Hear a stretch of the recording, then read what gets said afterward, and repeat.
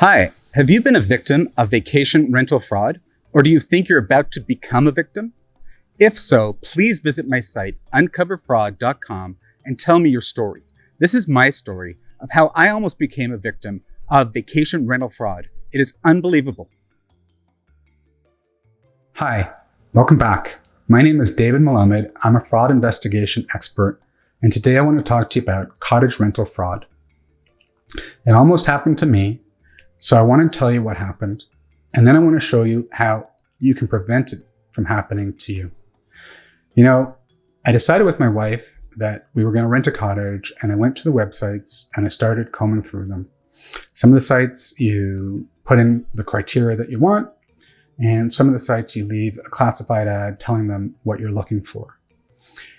We search for about 3-4 days and nothing happens, and I'm getting stressed and my wife's getting stressed. And, you know, it's a day that I had to go and pick up our groceries. I drive and waiting in the car for groceries to be delivered. And I get a text on my phone. Hi, David. I've got a cottage in the cottage country area that you want. It's a 4-bedroom, 3-bathroom, and it's $3,300. I'm excited about the place.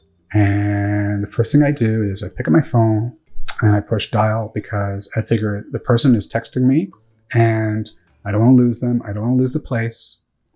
And nobody answers. And it rings a few times. And with each ring, my stress is getting worse because I'm like, this is the perfect cottage. I want to rent it.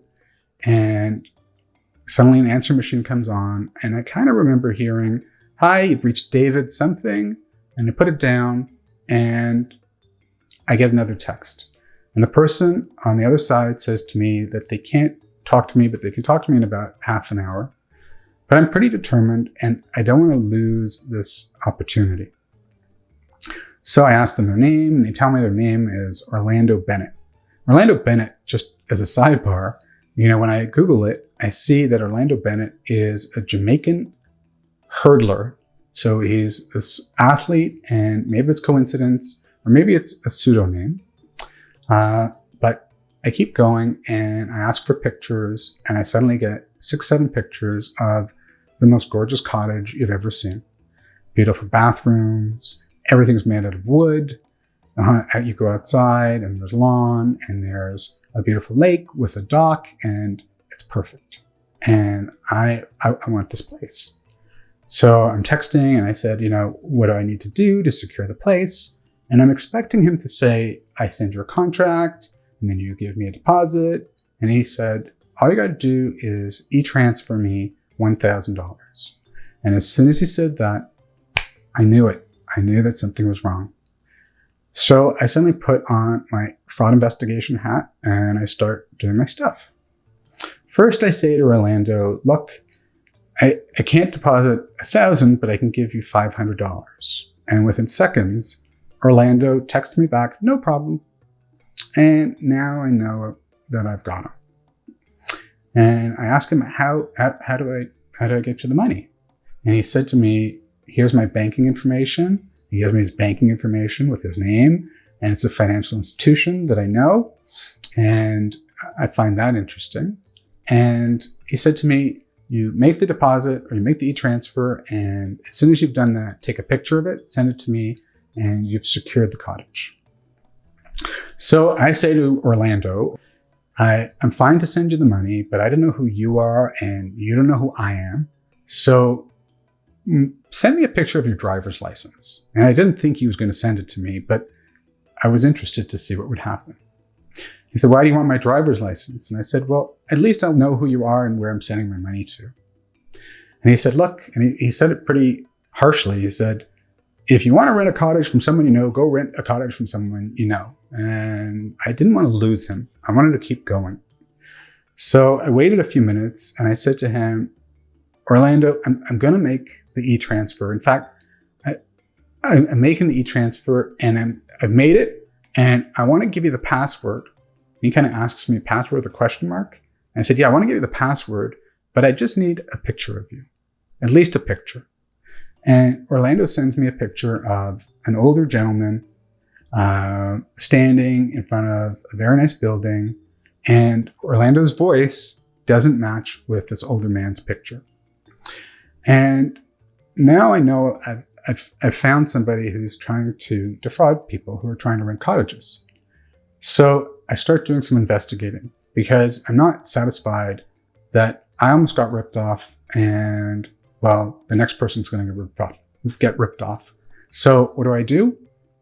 I go online, and my idea is I want to somehow match the pictures he sent me with one of the sites that I went to with one of the cottage rentals. So I'm looking through them, and believe it or not, and I hit it, and I find the cottage. So I look at the pictures and I compare them, and they're the exact same pictures. I even figured maybe he took pictures from, a few sites, but no, just from one ad, he took all the pictures. And there's a phone number of this individual named Sean. You click and the phone number comes up, and it's a reputable company that he's listed on.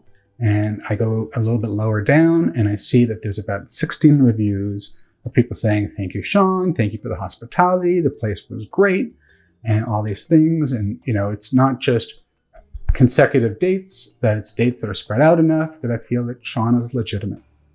So I call Sean on the phone and I say, "Sean, I've got your ad in front of me. I like the cottage. I'd like to rent it for these dates. Is it available?" And Sean says, "Let me check." And he says, "Look, I'm sorry, it's not available." And I said, "Sean, look, I want to tell you who I am. My name is David Melamed, and I'm a fraud investigation expert. And I almost got defrauded. And I believe that the people who tried to trick me are using your pictures. Because when I compare them, I see that they're the same. Can I just ask you, do you ask people for a $1,000 deposit to be e-transferred?" And he said, "No. He uses credit card." I said, "Okay." And he said to me, he's shocked to hear that this is happening. First, I'd asked Orlando to give me the address. And when I speak to Sean, I say to Sean, "Sean, is this your address?" And he said, "The street is correct, but the address is wrong. It's not the right number." And I remember from doing my Google search that I could see that it didn't seem to be on the lake. And I had said to Orlando, maybe the address is wrong. And he said that he's going to check with his wife when his wife gets back. So Sean's shocked, and I said to him, "I'm not done, but I'll circle back with you."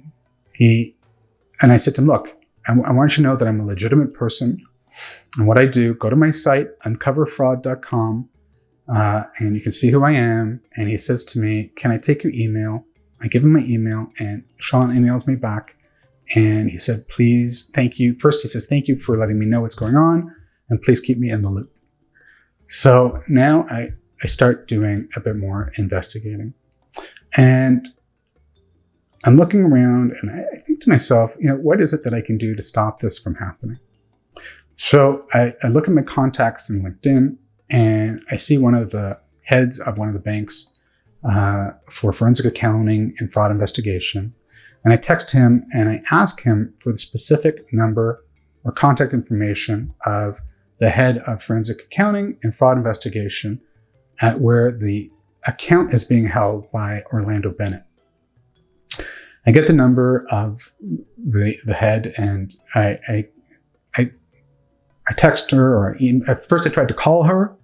She didn't answer, and she said, "If you want to contact me, send me an email." And I sent her an email saying that I suspect fraud is occurring, and I think that the fraudsters are using one of your accounts to commit the fraud. So we set up a time, and she calls me, and I go through the entire story with her, and she says we're going to look into it right away. And I feel some satisfaction that this happened. I'm hoping that they froze the account and that some of the people got their money back, and that it's not going to happen to other people, and maybe they'll get them shut down completely or call the cops. I won't ever know how it ends because of bank privacy, but that's what almost happened to me. So my question is, well, how can I help you prevent this from happening to you? So number one, no e-transfers, no cash in the mail, no money orders, only credit card. Credit card gives you recourse. If the people are not giving you what they promised you, the credit card company is going to make you whole. Next, it's okay to do some research. You don't have to pull the trigger so quickly. Go online, Google satellite the address, See if there's even a house there. See if the address makes sense. And number 3, I want you to use a reputable company website. It's so tempting when somebody puts in front of you something that's cheaper, it's too good to be true, but you want to believe because you've been looking for so long. But a reputable company might be a little bit more expensive, but it's gonna save you a lot of headache and heartache. There is nothing more terrible than I can picture a family packing up, driving 2 hours to 4 hours to a cottage, only to find out either the cottage doesn't exist or people answer the door not knowing what we're talking about or anything like that. So please, hopefully this advice is helpful to you. And remember, if things are too good to be true, they probably are. And you hear that all the time. And in this instance with Orlando Bennett, it was way too good to be true. Again, my name is David Melamed, and I'm a fraud investigation expert. Hopefully you found this video helpful. If you did, please like it below and subscribe to my channel. I do lots of videos on fraud prevention, fraud awareness, and hopefully it's helping a bunch of you out there. Thanks so much, and I'll see you next time. So that's my story. I want to hear your story. If you've been a victim of vacation fraud, or you think you're about to become a victim, please don't forget to visit my site, uncoverfraud.com, and tell me your story.